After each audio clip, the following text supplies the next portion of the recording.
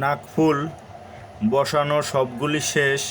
তো দেখুন আপনারা এখন এই ফুলগুলিতে প্লাস্টার পাউডার গুলিয়ে নিয়ে এখন প্লাস্টার পাউডার ঢালানো হবে।